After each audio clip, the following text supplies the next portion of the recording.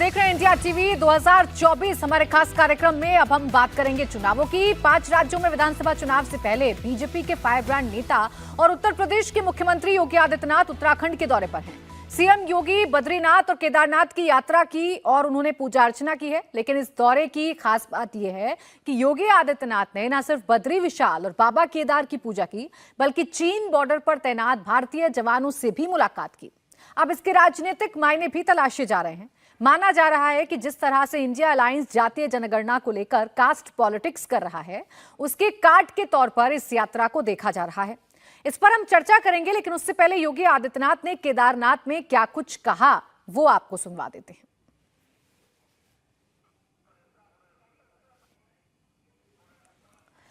तो मुख्यमंत्री ने क्या कुछ कहा ये हम आपको सुनवाएंगे, लेकिन फिलहाल मुख्यमंत्री के इस दौरे की तस्वीरें आप देख सकते हैं। केदारनाथ और बद्रीनाथ में जाकर न सिर्फ विशेष पूजा अर्चना मुख्यमंत्री की तरफ से की गई, बल्कि चीन बॉर्डर पर तैनात जो भारतीय जवान हैं उनसे भी मुलाकात की है सीएम योगी आदित्यनाथ ने।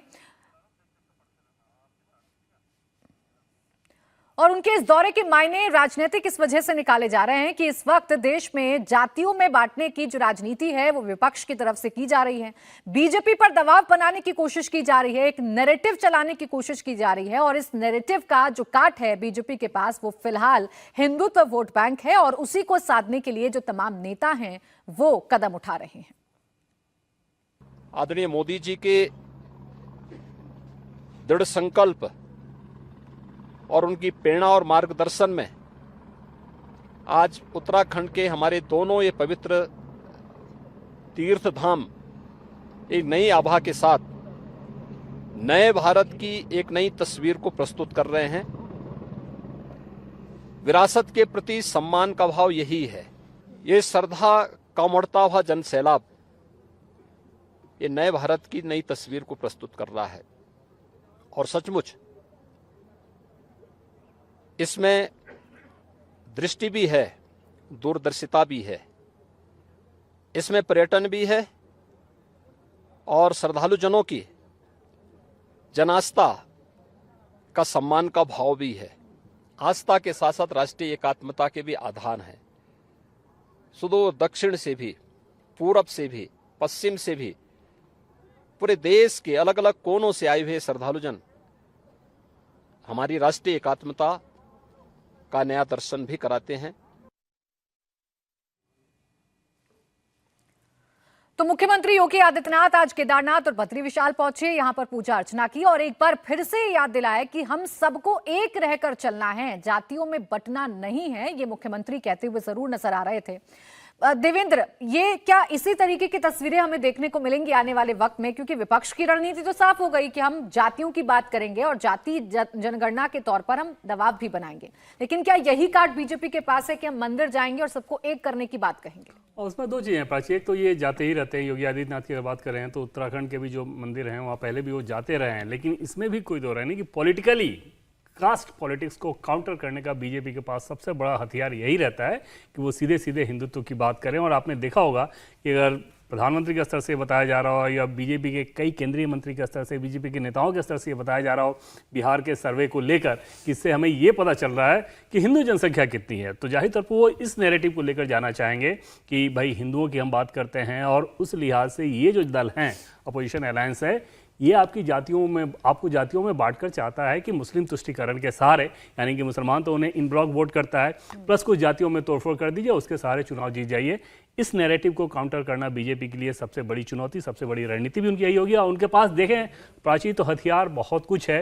जैसे उसमें सबसे बड़ी चीज़ होगी, अगर लोकसभा चुनाव के लिहाज से बात करें तो जब राम मंदिर का शुभारंभ होगा, तकरीबन 1 सप्ताह का वो कार्यक्रम चलेगा, तो आप समझ सकते हैं कि फिर नैरेटिव कैसा जाएगा। और बीजेपी इन सारी चीज़ों पर ही निर्भर करेगी, लेकिन बड़ी चुनौती ये रहेगी कि ग्राउंड पे आप उसको कितना इफेक्टिवली काउंटर करते हैं। और उसके लिए जो पार्टी सोर्सेज से जो बात होती है, हमें ये जानकारी मिलती है कि वहाँ पर भी सबकास्ट को लेके वो एक नैरेटिव चलाने की कोशिश की जाएगी। जैसा कि बिहार का उदाहरण देकर थोड़ी देर पहले हम लोगों ने बातचीत जो की थी, उस नैरेटिव को बहुत ज़्यादा ग्राउंड पे चलाया जाएगा।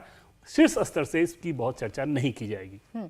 योगी आदित्यनाथ की तस्वीरें विजय जी क्या कोई कमाल दिखा पाएंगी? क्या ये वोटर्स के अंदर जो एक भावना पैदा करने की कोशिश बीजेपी करती है कि हम हिंदू हैं, जातियों में नहीं बंटना है, और योगी आदित्यनाथ की जो छवि है वो कट्टर हिंदुत्व की छवि है, क्या इसे इनकैश कर पाएगी बीजेपी? देखिए, योगी आदित्यनाथ उत्तराखंड में बद्री विशाल और बाबा केदार के दर्शन करने गए। एक तो ये समझना चाहिए कि खुद जो योगी आदित्यनाथ हैं वो मूलतः उत्तराखंड से है। उनके पंचूर गांव जो है, जहां वो पैदा हुए, जहां बड़े हुए, पढ़ाई लिखाई भी उन्होंने उत्तराखंड में की है मोटे तौर पर, तो उत्तराखंड से जुड़े हुए हैं। लेकिन योगी आदित्यनाथ को देखकर आपको क्या समझ आता है? वो जो है हिंदी भारतीय जनता पार्टी के हिंदुत्व के सबसे बड़े चेहरे के तौर पर देखे जाते हैं। मतलब नरेंद्र मोदी को तो आप बड़े नेता के तौर पर देखते ही हैं, लेकिन हिंदुत्व का अगर कोई फेस माना जाए तो वो बड़ा फेस होता है योगी आदित्यनाथ का। और इसलिए भारतीय जनता पार्टी को आपने देखा होगा, न केवल उत्तर भारत में, उत्तराखंड, उत्तर प्रदेश, मध्य प्रदेश, राजस्थान में नहीं, दक्षिण भारत में भी और उत्तर पूर्व में भी हमेशा हिंदुत्व के चेहरे के तौर पर उनको प्रोजेक्ट करने की कोशिश की जाती है। और योगी आदित्यनाथ गोरखनाथ जो पीठ है वहाँ से आते हैं, वहाँ पर जाति को लेकर कोई बात ही नहीं है। वो हिंदुत्व की बात करते हैं। गोरखनाथ पीठ में पिछड़ी जो जातियाँ हैं वही सबसे ज़्यादा आती हैं हिंदुत्व की। तो योगी आदित्यनाथ जब रहेंगे तो बार बार पार्टी ये मैसेज देगी कि हिंदुओं को एक रखना। इसका एक पॉलिटिकल मतलब समझिए, इस समय हिंदुस्तान में करीब करीब 14% 15% मुस्लिम आबादी है और 82-83% हिंदू आबादी है। लेकिन यदि हिंदुओं को जाति के आधार पर बांट दिया जाए, ओबीसी और ये सब मिलाकर, तो वो 82 में से करीब करीब 82% में से हिंदुओं में से जो अपर कास्ट है वो हो जाती है 3%, 4%, 5%। बाकी सब जातियां बढ़ जाती है। तो सब जातियां छोटी छोटी हो जाती है और कोई बड़ी जाति नहीं होती। और जो माइनॉरिटी है देश की वो मेजॉरिटी हो जाती है। यदि मतलब हिंदुओं को जातियों में बांट दिया जाए तो देश की सबसे बड़ी आबादी मुसलमानों की होगी।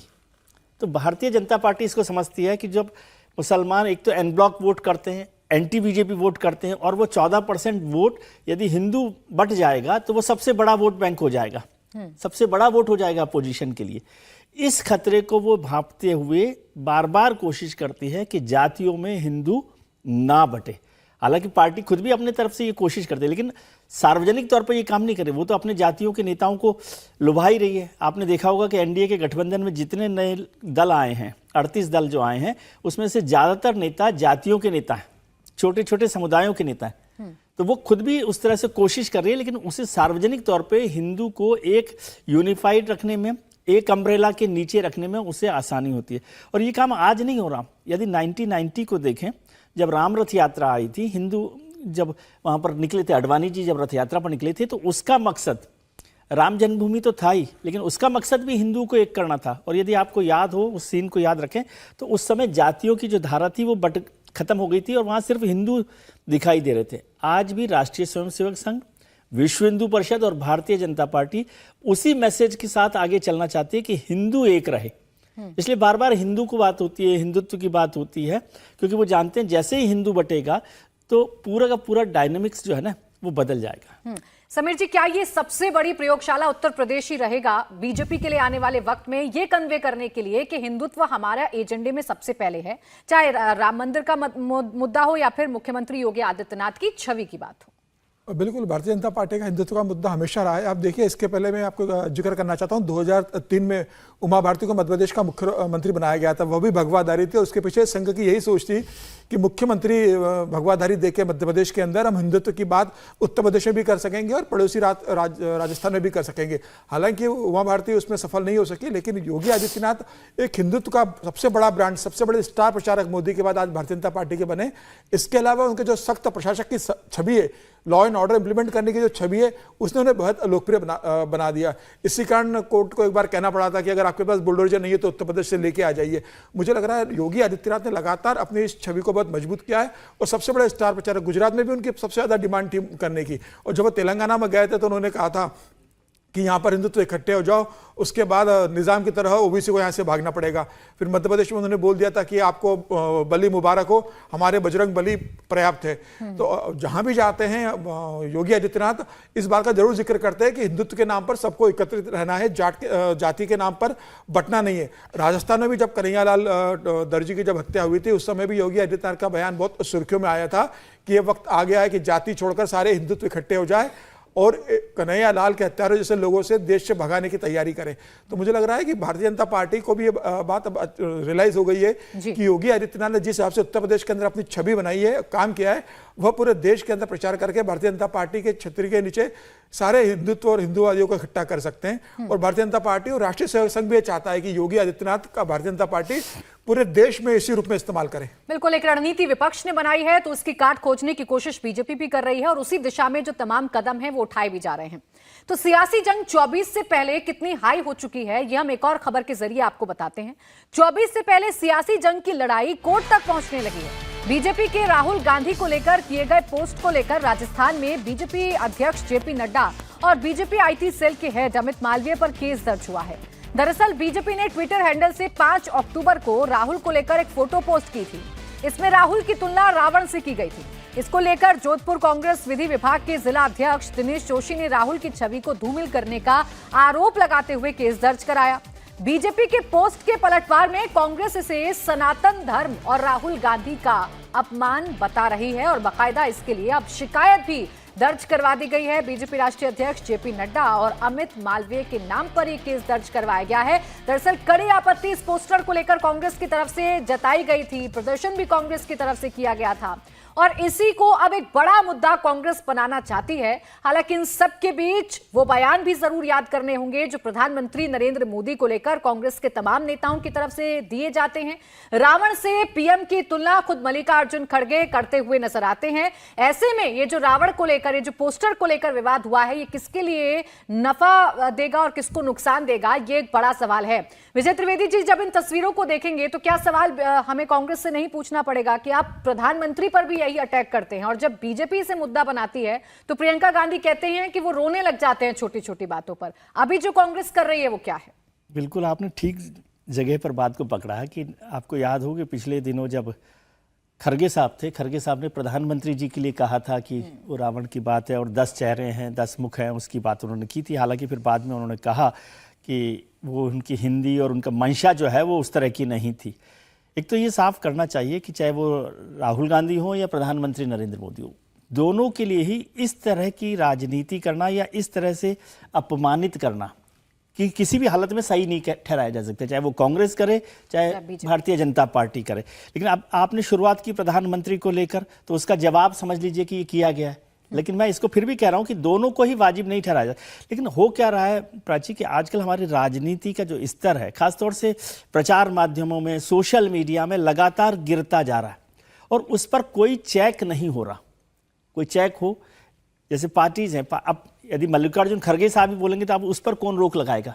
वो तो पार्टी के लीडर है ना। यदि मैं ये कहूँ कि भाई प्रधानमंत्री के ऊपर आप ये आरोप लगा रहे हैं तो पार्टी लीडरशिप को करना चाहिए, लेकिन लीडरशिप तो खुद ही है मल्लिकार्जुन खड़गे साहब, उन्होंने किया। यहाँ पर भी अब आरोप लगाया गया कि वो नड्डा साहब पर उनको केस दर्ज किया गया है, अमित मालवीय पर दर्ज किया गया है। तो मुझे लगता है कि राजनेताओं को इसको समझना चाहिए और इलेक्शन कमीशन को भी इस पर ध्यान देना चाहिए। बल्कि कई बार हो सकता है जैसे हेट स्पीच को लेकर सुप्रीम कोर्ट ने कहा है कि हेट स्पीच पर कड़ा कानून लेना चाहिए और कड़ा रवैया अपनाना चाहिए, ऐसे ही इस तरह के जो पोस्टर्स हैं, इस तरह के जो अपमान वाली चीजें हैं, उन पर भी रोक लगानी चाहिए।